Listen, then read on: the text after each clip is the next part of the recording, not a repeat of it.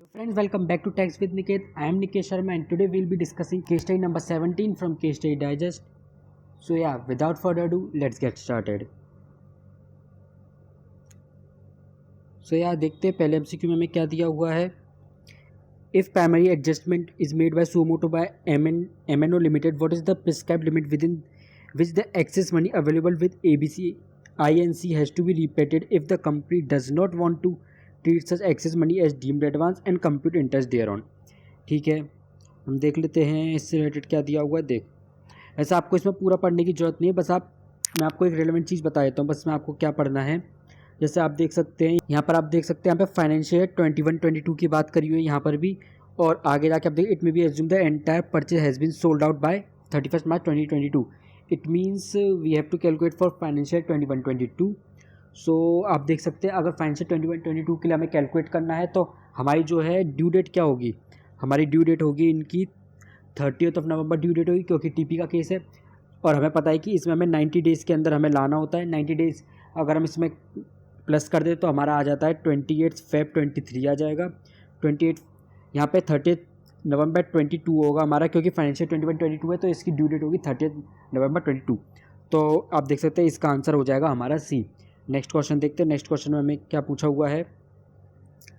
In case excess money has not been repatriated and additional income tax is not paid, what would be the tax consequences if 1 year MCLR marginal cost of fund lending rate is SBI 6% and 7% on 1422 and 23. ठीक है, अब देखिए जैसे हमें पता है 92 CE में हमें दिया हुआ है SBI MCLR, मतलब कि जब रुपये डिनोमिनेटेड हमारा कोई लोन होता है उसमें हम 3.25% ऐड करते हैं SBI MCLR में. लेकिन SBI MCLR हमारी कब की होनी चाहिए, वो होनी चाहिए 1 अप्रैल ऑफ रेलेवेंट प्रीवियस ईयर. तो आप देख सकते हैं हमारा यहाँ पर रेलेवेंट पीरियड क्या है. जैसे आप देख सकते हैं यहाँ पर हमारा असेसमेंट 23-24 है, तो हमारा प्रीवियस ईयर कौन सा हो, 22-23. तो इसमें हमारा फर्स्ट डेट हमारी क्या होगी, 1 अप्रैल 1 अप्रैल 22 होगी. 1 अप्रैल 22 पे हमारा कौन सा रेट दिया हुआ है, हमारा रेट दिया हुआ है इन्होंने 7% में 3.25 ऐड कर देंगे तो हमारा आ जाएगा 10.25%. तो 10.25% आ जाएगा. यस, तो अब देख लेते हैं. तो हमारा ये और ये वाला तो हट गया. अब इन दोनों में से देखते हैं हमारा क्या होगा. इसमें हमारा फ्रॉम 1 दिसंबर 22 टू 31 मार्च, और यहाँ पे 1 मार्च. जैसा आपको पता है जो हमारा 90 डेज का क्वेश्चन होता है वो हमारा इंटरेस्ट कैलकुलेशन के लिए नहीं लगता है. जैसे अगर हमारा 91st डे भी हो जाता है तो हमारा पूरा 91 डेज़ की हमारी इंटरेस्ट कैलकुलेट होगी, 90 ना कि 1 डे की. तो हमारा जो इसका आंसर हो जाएगा वो हो जाएगा सी. ठीक है, अब नेक्स्ट देखते हैं. नेक्स्ट में हमें क्या दिया हुआ है, क्या पूछा है, 1 मिनट यहीं पर है. Is MNO required to direct TDS on salary paid to overseas employees and commission paid to overseas agent. Okay, देख लेते हैं हमें क्वेश्चन में हमें क्या दिया हुआ है. यहाँ पे आप देख सकते हैं. तो हमें यहाँ पे क्या दिया हुआ है, the unit also paid commission to overseas agent for booking export order amounting 25 crore. Okay, in respect no TDS were directed. ठीक है, the commission payment to the overseas agent were made outside India in forex. Okay, unit also employed person after sale service in the far east to whom salary was paid in foreign currency outside India. देख सकते हैं यहाँ पे outside India में पे करा हुआ है. और ठीक है, the commission payment made outside India, यहाँ पे कमीशन भी आउटसाइड इंडिया पे करा होता है. Total salary payment to overseas employees in forex 40 crore and through the payments remitted from Hyderabad no tax was deducted. Okay, तो आप देख सकते हैं जब भी NR के केस में हमारे यहाँ पे स्कोप ऑफ इनकम हमारे इंडिया में कब टैक्सेबल होती है, जब तभी टैक्सेबल जब accrue arise deem to accrue arise India या फिर receive deem to receive India मानी जाती है.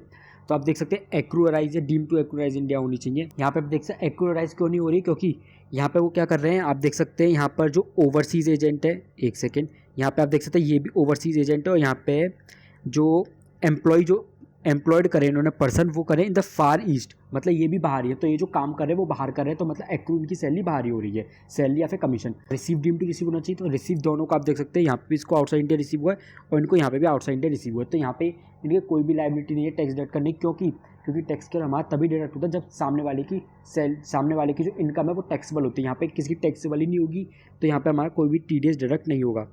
तो अब देख सकते हैं हमारा इसमें आंसर क्या बनेगा. MNO is not required to deduct tax on either of the payment. ठीक है, इसका आंसर हो जाएगा बी. अब देखते हैं नेक्स्ट में हमसे क्या पूछा हुआ है.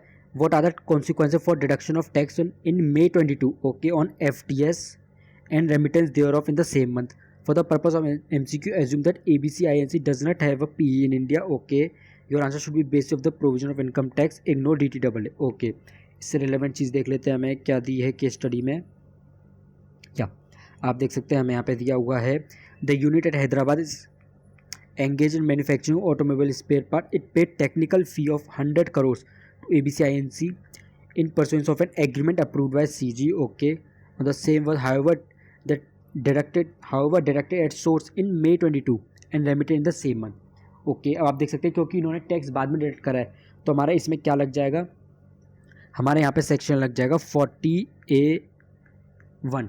तो वहाँ 41 लग जाएगा क्योंकि उसने विद इन टाइम उसने टैक्स डिडक्ट नहीं करा है, तो यहाँ पे 40A1 लग जाएगा। 41 में इसका जो एक्सपेंस है वो डिसअलाउ हो जाएगा। अब एक्सपेंस का कितना डिसअलाउ होगा, क्योंकि इसने टैक्स डिडक्ट नहीं करा है और सामने वाले को इसने सीधे पे कर दिया है, तो इसके केस में क्या होगा, इस केस में यहाँ पे इसका ग्रॉसअप हो जाएगा। और ग्रॉसअप के केस में हम क्या करेंगे, बिकॉज क्योंकि 100 करोड़ की इसने पे करा हुआ है, एक सेकेंड, आप देख सकते हैं यहाँ पर कि इसने 100 करोड़ इसने पे करे हुए हैं। अब 100 करोड़ पे करे हुए हैं और यहाँ पे नीचे क्या करेंगे, हम 100 का परसेंटेज ले लेंगे, इसमें से माइनस हम क्या कर देंगे, एक तो 10% तो इसका डिडक्ट होना था, प्लस उसमें क्या करेंगे 5% हमारा सरचार्ज आ जाएगा, प्लस 4% सेस जोड़ देंगे। ये तो पूरा 5% नहीं आएगा, 10 का 5% आएगा और उसका जोड़ के उन सबका प्लस 4% आएगा। तो अब इसके बाद हमारा क्या होगा, आप इसके बाद मैं बता देता हूँ आपको, 100 डिवाइड बाय हो जाएगा हमारा 100 माइनस 10.92%। तो इसके बाद हमारा यहाँ पर आ जाएगा 112.258, इतना इसका एक्सपेंस हुआ वो यहाँ पे इसका डिसअलाउ हो जाएगा। तो अब देख लेते हैं इसमें हमें क्या दिया हुआ है आंसर में। या आप देख सकते हैं यहाँ पे हमें 10.258 आया था, 10 यहाँ पे 112.258 आया था या 112.26 दिया हो, तो हमारा आंसर इसका आंसर हो जाएगा डी। नेक्स्ट देख लेते हैं, can MNO limited go for APA with roll back mechanism. Okay, हम इसका देख लेते हैं हमें क्या दिया हुआ है। ओके, यहाँ पे हम पढ़ लेते हैं, एग्रीव्ड, एक second, agree with the expanded scope with the work carried out by TPO. MNO wants to approach the DRP for as similar issue assessment year 1920 and 2021 pending before appellate tribunal. Okay, appellate tribunal के against इसका pending है और the management MNO to enter in the APA with the rollback provision. Okay, तो अब देख लेते हैं इसके ऑप्शन, देखते हैं पहले हमें क्या दिया हुआ है। हाँ, तो वो रोल बैक प्रोविज़न अप्लाई कर सकता है, नहीं कर सकता। तो पहले तो हमारा वहाँ पे लिखा हुआ है, आप देखना यहाँ पे हमारा रूल 10 में दिया हुआ है, वहाँ पे दिया हुआ है कि अगर ITAT के अगेंस्ट अगर पेंडिंग होता भी है, बस अगर ITAT ने अगर अपना डिसीजन दे दिया है तो उसके अगेंस्ट में वो APA नहीं कर सकता है, क्योंकि इसका पेंडिंग है तो वो कर सकता है। तो नो सिमिलर इशू ये वाला तो नहीं है।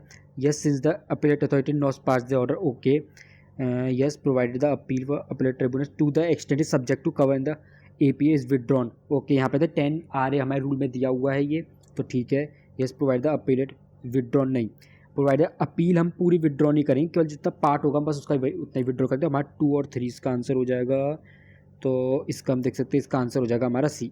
इसके क्वेश्चन नंबर 6 में क्या दिया हुआ है, determine the ALP of the transaction of purchase of mobile phones by MNO from ABC INC of country A and its impact in the assessable income for the AY 22-23। Okay, relevant चीज़ देख लेते हैं हमें कहाँ पे दी हुई है।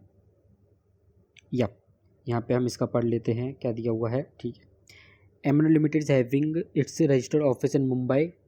Okay, engaging multiple business, it has trading unit in Surat and manufacturing unit Hyderabad. ठीक है, सूरत और हैदराबाद में इसका बिजनेस होता है। He has borrowed 200 crore from SBI which 100% guarantee is given by the parent ABC INC. Total boring इसकी कितनी थी, 1000 करोड़। तो हमें पता है कि अगर 10% या फिर उससे ज़्यादा की अगर कोई गारंटी देता है टोटल बोरिंग की, तो वो हमारी डीम्ड ए मान लिया जाता है, क्योंकि इन्होंने 200 करोड़ की गारंटी दी हुई है और 1000 करोड़ की इसकी टोटल बोरिंग थी, तो 20% हो गया, तो हमारे ये क्या मान जाएगा, ये ए ही मान लिए जाएंगे दोनों के दोनों। ठीक है, अब नेक्स्ट देखते हैं आगे क्या दिया हुआ है। Surat unit buys mobile phones from ABCINC. The mobile phones were branded for which royalty 100 per mobile is sold is paid to ABCINC. Okay, similar mobile phones were also sold to other customers but no royalty. ठीक है, एक तो हमारा functional differences क्या हो गया, हमारा royalty का हो गया 100 पर मोबाइल का। The credit period offer is 2 months whereas the other customer credit period is given 1 month। ठीक है, हमारा ये भी हो गया एक functional difference. During the year 10 lakh mobile phones are bought and aggregate of 2600 crores from ABC INC. Okay, purchase could be assumed uniform throughout the financial year. Okay, cost of capital कितनी हुई 10% हो गई। ओके, ये 10% हमारी use हो जाएगी यहाँ पे 1 महीने की कैलकुलेट करने के लिए क्रेडिट पीरियड। ठीक है, would have billed 2400 crore for supply identical quantity for mobile to other customers. Okay, ठीक है, it be assume and that. Okay, तो सबसे पहले तो हम देख लेते हैं 2400 हमारा क्या हो जाएगा, कंपेरेबल अनकंट्रोल ट्रांजेक्शन आ जाएगा, केवल जो हमारा थर्ड पार्टी से हुआ है। अब उसके बाद हम क्या करेंगे, हमें 1 महीने का इसका ले लेंगे हम क्रेडिट पीरियड का। अब 1 महीने का हम कैसे करेंगे, 1 मिनट सॉरी, हाँ 1 महीने का हम क्या करेंगे, 2400 का तो हमारा है ही है, इसमें हमारा 10% का इन्होंने रेट दिया ही हुआ है, और 1 महीने का हम निकाल लेंगे यहाँ पर। 1 महीने का हम यहाँ पे निकालेंगे तो हमारा आ जाएगा 20, और इसके बाद हमारे यहाँ पे क्या दिया जाता है 100 पर मोबाइल की इन्होंने रॉयल्टी भी दी हुई है इसको, तो ये भी हमारा फंक्शनल डिफरेंस आ जाएगा। 100 पर मोबाइल की रॉयल्टी दी हुई है, तो इसमें क्या हो जाएगा 10 लाख तो टोटल मोबाइल से, और 100 पर मोबाइल की इन्होंने दी हुई है, तो यहाँ पे हमारा आ जाएगा 10 करोड़ से आ जाएगा, टोटल हमारा हो जाएगा 2430। ओके, देख लेते हैं हमें अब आंसर में क्या दिया हुआ है। ओके, आप देख सकते हैं 2400 10 20 2430 आ गया। 2600 में बेचा था तो 170 की इसकी अमाउंट क्या हो जाए वो ऐड कर ली जाएगी। ओके, ये नोट आप इग्नोर कर भी सकते हैं, वैसे पढ़ लेना, इतना ज़्यादा कुछ खास है नहीं है। नॉर्मल अंडरस्टैंडिंग के अकॉर्डिंग तो हमारा यही आंसर आना चाहिए, इन्होंने एक ऑल्टरनेट व्यू यहाँ पे दिया हुआ है। ओके, अब नेक्स्ट पढ़ लेते हैं। नेक्स्ट में हमें हमसे क्या पूछा हुआ है, examine the procedure to be followed by AO before making reference by to TPO, state whether TPO can enlarge its scope by calling the details of trading unit at Surat when the AO has made a reference only in respect of manufacturing unit at Hyderabad. ठीक है, वो कह रहा है कि AO क्या अपना scope enlarge कर सकता है कि जबकि उसने केवल हैदराबाद यूनिट के लिए ही रेफरेंस दिया था। ठीक है, अब इसके बारे में हम पढ़ लेते हैं, हमें कहाँ पे दिया हुआ है।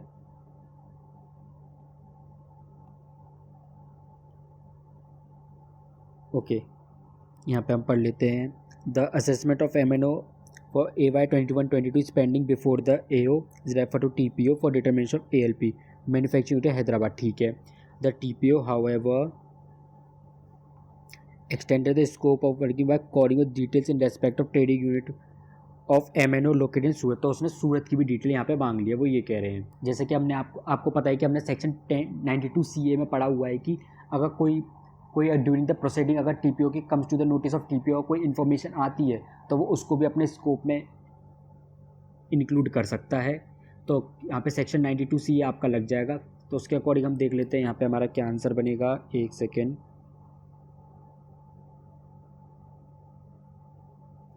यप देख लीजिए, as per section 92 CA AO consider necessary to expand in, he may refer the.